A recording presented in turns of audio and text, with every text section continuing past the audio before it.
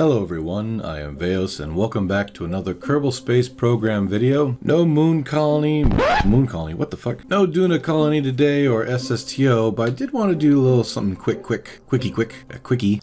I brought my Apollo craft back to life, dug it up from an old version of KSP, and decided to fix it up a little bit and make it look neater. But I forgot that in the older version I had actually taken pictures of like the gold film that's in the game, and then putting those pictures into flags, the flag file. This allows me to use flags to cover up things that are supposed to be covered up in gold. The cool thing about the flags is that you can turn them in from a flag or a very flat part into a part that's actually 3D shaped, or it's got like, I don't know if it has mass, but it does create a hell of a lot more drag, but it makes it thicker in a sense. Some of the other things that I had to look up, like some dark matting for the LEM, I went ahead and made a few flags that said United States on them, all the stuff that was on the LEM. Some other flags that I put on there for the little satellite dishes. They're a little darker than what I would have liked, but I just needed something at the time. For the game version that this craft file came from, I forget what game version it was. I think it was, don't get me started.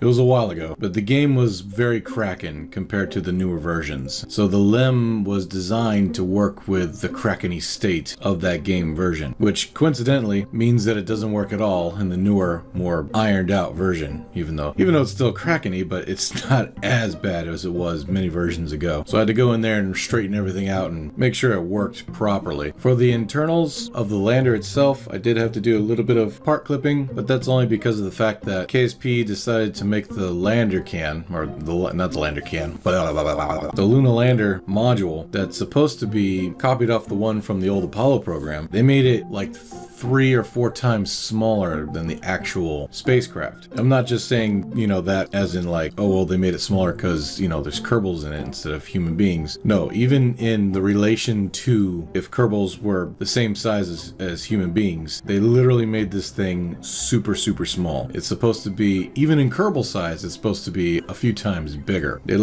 made a mini version. Kind of weird, but that's okay. We can still work with it. It's just things are gonna have to be a little crunched. That's all. This is the reason why I did a lot of part clipping. Now, when I say a lot, I'm talking about, part clipping to me is kind of a taboo, right? But I'm okay with part clipping when you can still see the parts, right? And they're not completely smooshed into each other. So you had, like, back in the day, if you wanted a jet to be 3 times as strong, you just took 3 jets and you merged them together to the point where you couldn't tell. It looked like one jet. To me, that's part clipping. But if you can tell that it's 3 jets, but they're squished together a little bit, then for me, that's fine. It might look a little weird, but that's fine. Maybe I can doll it up a little bit and change it so you can't really tell. But for this instance, I used the Oscar B fuel tanks because, as we all know, you could get more fuel out of those parts for a tighter fit. I'm not going to say less mass, but definitely a tighter, more compact fit. So what I had to do here is I actually had to put the fuel lines traveling to different fuel tanks, mostly because of the fact that the plates don't transfer fuel. So basically, without the fuel lines, the engine wouldn't have any fuel whatsoever. So in order to feed that fuel to the engine, I had to make sure they were connected somehow. But yeah, I think it's like plenty of fuel to land, so definitely great for like if you want to find a specific spot. As I was testing out the LEM, I actually landed via cockpit only, which was actually really fun and kind of intense. Maybe we'll do a live stream while I'll do that again, because that was actually pretty fun. Had to go back and rebuild the separation part of it since it seemed to explode every time or got stuck all the time. Eventually I learned it was because of the fact that the gear system that I built was getting stuck on one of the parts that were inside the LEM. I like how I was able to use flags to make it look like the real thing almost. Flags are a very powerful thing. If you know how to make a flag and put it into the KSP game, you can have a lot of fun for sure. Next up was the command module. Interestingly enough, well, actually not surprising, in KSP they have a command module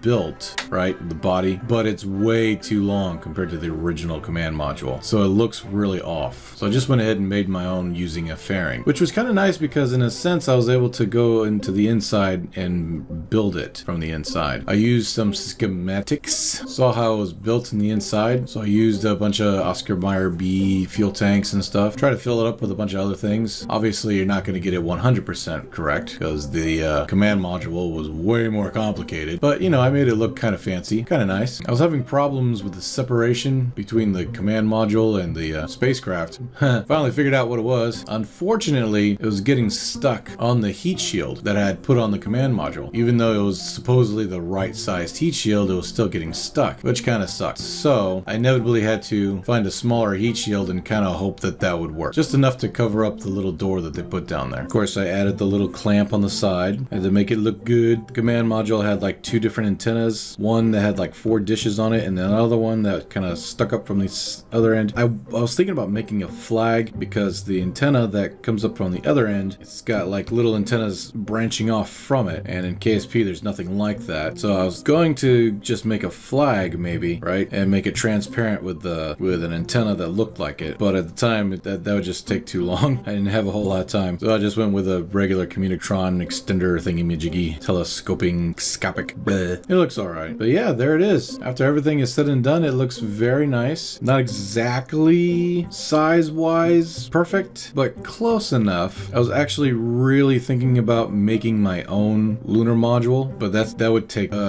way longer than what I have right now. It would be fun though, because then if I could make it the same size as, you know, like it's supposed to be, almost twice if not 3 times bigger, then that would leave a lot of room for like a little rover and stuff to be placed on the side. I could use the rover wheels that the game gives you, the ones that tuck in or built for to look like the lunar stuff. Maybe one day I'll just sit down and hash out one, build a lunar module from absolute scratch. We'll see.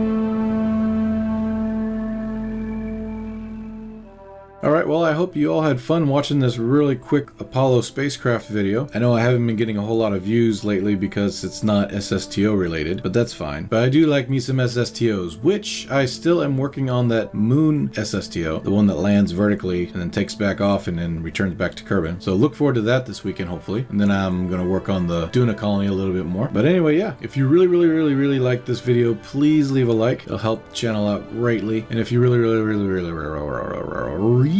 liked what you saw, consider subscribing. I upload often, mostly Kerbal Space Program, mostly SSTO stuff, except for this one video. But this has been a Kerbal Space Program video. Also, I have a membership if you're interested. If you become a member, you get neat little badges and emojis and stuff. Again, thank you so much for watching, and thank you so much for being a part of this channel. Love you all, stay safe, and I will see you in the next video. Bye for now. Bye-bye.